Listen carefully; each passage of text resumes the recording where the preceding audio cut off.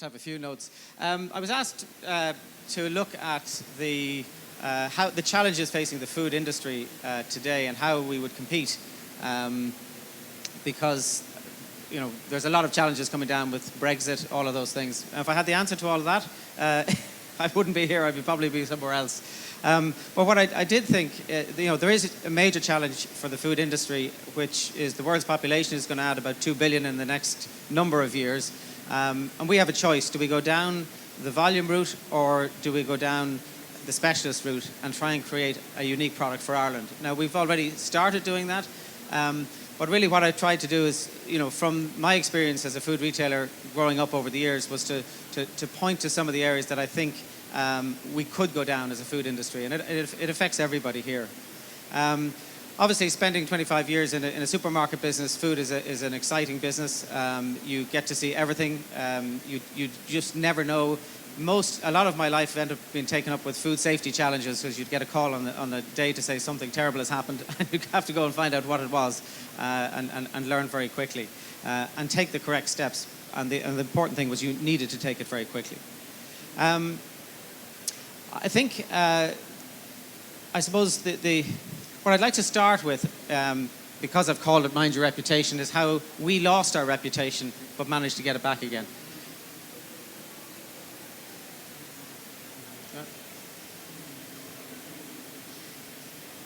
Doing that right? Oh yeah, okay, Irish whiskey. I'm not sure if everybody knows this, but Irish whiskey enjoyed a fantastic reputation from about the year 1000 AD, when the monks arrived back and introduced the concept of distilling to Ireland. For almost 1,000 years, Irish whiskey grew and production increased, making it the largest spirit in the 1900s. And Ireland was the largest producer of whiskey in the 1900s. In a very short space of time, the industry was decimated. There were two factors for that. One was there was new technology came on stream, which was that whiskey would be distilled in a column rather than the way it had been done. And the other thing was prohibition in America.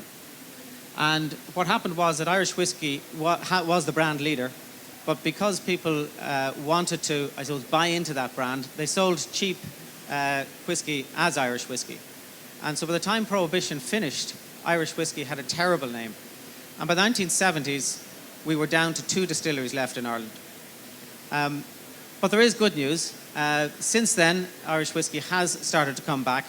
And by the year 2020, Irish whiskey will be back to where it was in the 1900s. But it was 100 years of catch-up, because we didn't mind our brand.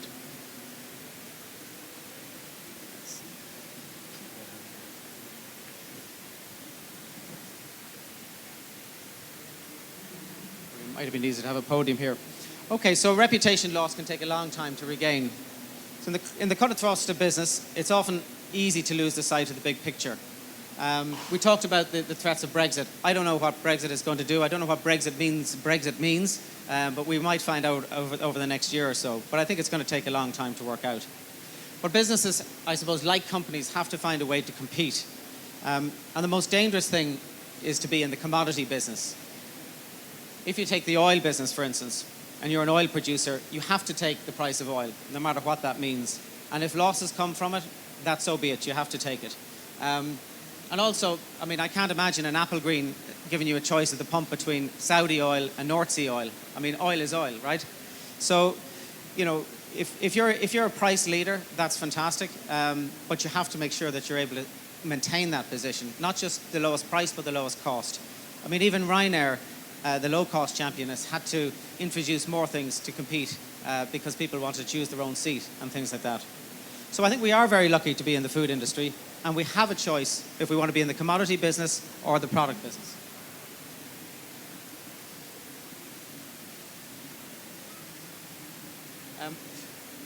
One of my first experiences in Super Quinn, when I'd left the nice job in the bank as an investment analyst, and I was sent into Finglas as an assistant manager, I think, which meant that we were pulling pallets around the place and packing shelves. We had a threat to our store in Finglas, which was a new company called Crazy Prices, which I don't know if anybody remembers Crazy Prices, but they had a very interesting strategy, which they had these fantastic crazy nights on a Wednesday night. And we decided, well, how would we compete with that? Because we were trading more on quality and everything else. So the management team got together and said, you know what we'll do? We'll just copy our competition and do exactly what they do. So they closed the store down at 6 o'clock in the evening, opened at 6:30 with brand new low-cut slashed prices. And we suddenly saw a big queue of people outside the store, people we'd never seen before. Let's say they were more value-orientated customers. But the store was completely destroyed. And I don't think any of them ever came back. The next day, of course, our customers absolutely gave it to us in the neck because we'd given all these great prices to people who never shopped with us. So we lost focus on our customer and we were just more interested in our competition. And I think the same thing happens with an industry. It's got to focus on its customer, not on its competition. If you look at agriculture, for instance, agriculture was producer-led, probably coming out of the Second World War because there was a necessity to do that. The world needed feeding and everybody focused on volume. But we could see that when it's producer-led and subsidy-led, quite nasty things happen. For instance, we had to close down the sugar beet industry because once the subsidies went, it didn't make sense anymore. We also saw the effects on the food industry when food was produced just for price. We got a lot of nasty things happening from food scares and BSE and angel dust right up to the horse meat scandal recently. So, you know, if we go down the low-cost route with food, I think there are consequences. Luckily, I think the pendulum is swinging towards the consumer again. It was in the late 90s, I suppose, that Super Quinn invested in traceability schemes. We wanted to connect the consumer with the producer. The effect of a farmer being put on a supermarket wall was quite powerful because he was no longer producing for a market, he was producing for a consumer. One of the schemes we invested in was Identigen. And after we sold the business, I liked the business so much I invested in it and became chairman of the business. So I spent quite a bit of time going around America, connecting with some of the retailers I knew over there. And one of the interesting things is that in America, to do traceability is phenomenally difficult because the place is so big, the industry is so large that to actually separate out where something comes from is extraordinarily difficult. And we were, say for instance, if you wanted to do a Colorado beef program, so you could just sell Colorado beef, it was almost impossible. Even some of the large chains that had maybe 2,000 stores didn't have enough weight to actually get the meat producers to change their strategy. So I think we in Ireland are in a unique place. Because we can actually affect that change because we're an island. And we can make sure that everything from Ireland, if we have the right standards, we can really get a premium price for our product. Just, I suppose, the question of cheap food. We saw that cheap food has its consequences. And if you're buying cheap food, I think everybody has a responsibility in the supply chain, rather both the buyer and the supplier. And we saw this recently. I can remember a story going back from one of our grocery buyers, and we had a product way back called Thrift. It was the first of the generic products. It was a black and white product, so it did what it said in the tin, very cheap. And the conversation with the seller selling washing up liquid went along the following lines. He said, we need a really cheap washing up liquid. The national brand is a pound. I need it for 70 cents. And the supplier said, that's no problem. He said, oh, well, maybe 60 cents. Yeah, that's no problem. He said, okay, 50? Yeah, no problem. He said, I don't understand. What's your lowest price? He said, well, my lowest price is 20 cents because that's water in a bottle. But for every penny after that, you get active ingredient. So then they had the proper conversation. How do I buy the same quality as the national brand at that price? What goes into the product? Now, it's easy to see if you scrimp on, washing up liquid, it'll be very clear if it's got no active ingredient. But what happens if you scrimp on food safety? What happens if you scrimp on traceability? What happens if you scrimp on other things that aren't necessarily visible today, but when they become visible, then there's a price to pay for it.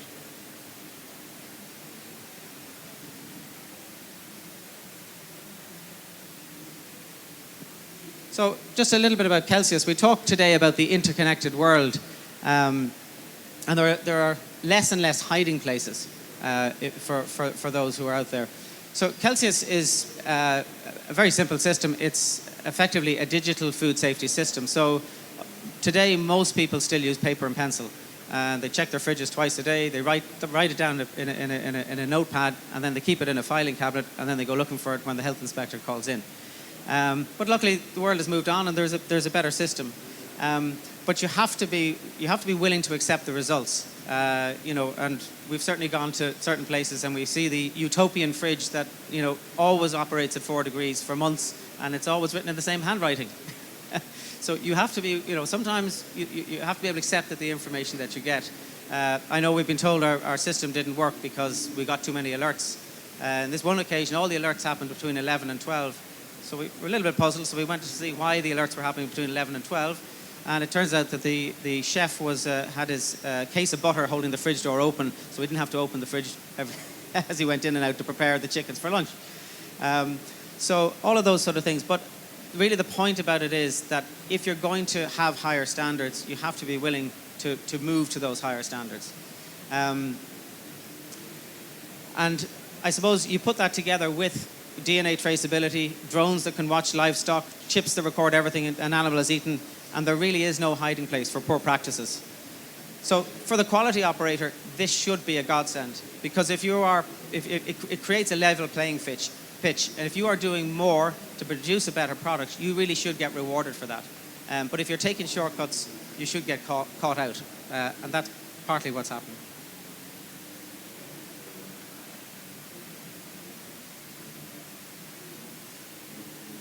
Okay, let's talk a little bit about value added.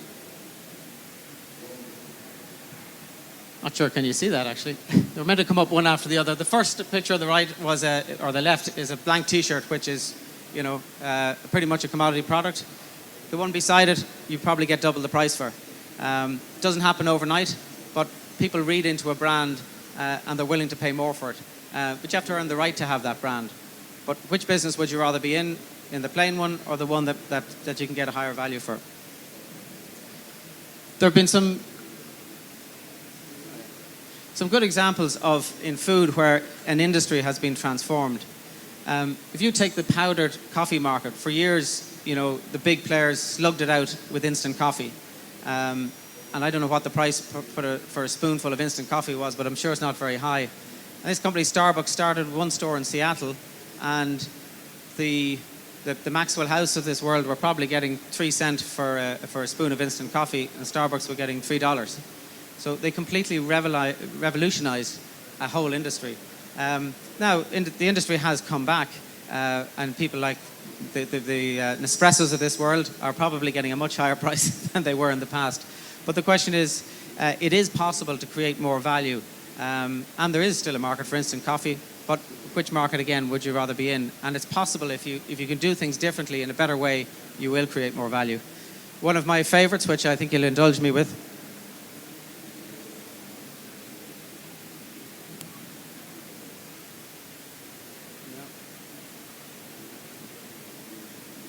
doesn't want to turn. Oh, there we go. Super Quinn sausages.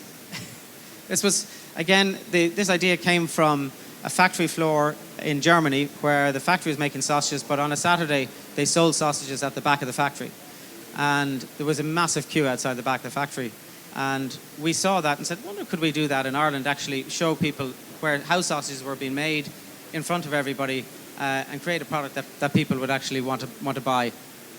And I'm happy to say it worked very well, but we created a different experience, and we got a better value product as a result.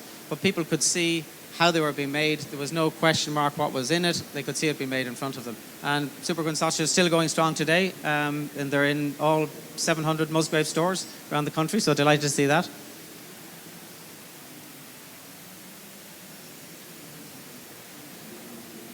One of the things in terms of looking at where food is going and what are the opportunities for Ireland as a nation to kind of capitalise on that, I suppose I did look at the food industry in terms of the retail market, where it's going, because very often that's what leads us to see where the future is happening.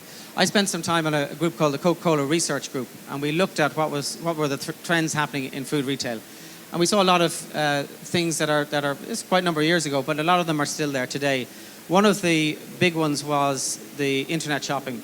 And we kind of came out with a little bit of a radical suggestion that actually internet shopping for grocery wouldn't be that big that quickly, because there were a couple of problems. And the biggest problem was getting the chicken through the letterbox, because you've got 3 temperature zones and you've got to arrive when the customer is in the house. And that has proved to be a blockage in terms of getting there. But it hasn't proved to be a blockage for other industries. So what we saw on the high street is that there were a lot of victims from internet shopping on the high street. So we had things like banks closing down, video shops closing down, bookshops closing down, petrol stations closing down. What have they been replaced with? Food. So where I live, between Sutton and Howth, we've got Insomnia, we've got Camille Thai, we've got a Howth Market where there was a petrol station before. We've got a Higgins Butcher who closed down but is back again with a state-of-the-art shop, full traceability, glass panels, beautiful, beautiful looking store. I think it's won quite a few awards. And we have people like Beshoff's, and we've got juices and grassroots. So the food industry has really taken over the high street, which is creating a lot of opportunities for people there. And it's one of the things that I think has really points the way to opportunities for those in that business.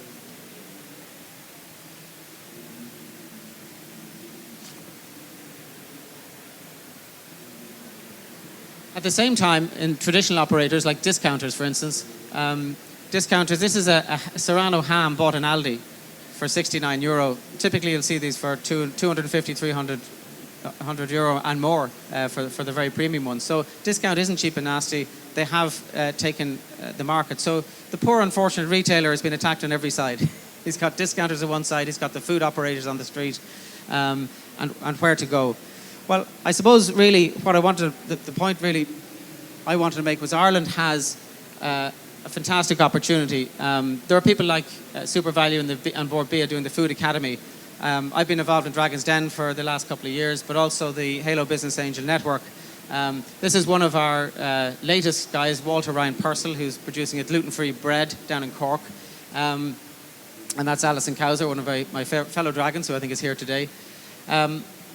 One of the issues for those guys is that they can get to 10 stores, but to get to 100 or 120 stores is difficult. So there's great support for that early stage to getting them on that first shelf, but actually getting the logistics piece right is difficult. Walter's actually come up with a phenomenal way of doing it. He's found lots of other little local producers, and he's doing the logistics for them. So he's bringing a case of this and a case of that. So he's got now a mini logistics business down in West Cork, and trying to get out. He's got as far as a line between Galway and Dublin. So he's nearly there. But I think it's one of the things as an industry, if we are going to produce world-class businesses that can scale, then we need to figure out that logistics part, because a lot of these guys won't make it past it because they won't get investment and they spend too much time on logistics. So really, the point is, what is Ireland's challenge? I think Ireland has a fantastic opportunity to be a producer of world-class food. Even there's a lot of other countries that can do the volume, but I think we've got to look after our product. We've a fantastic opportunity to be the leader in quality food that is going to make us healthy and is going to be good for us. That's it.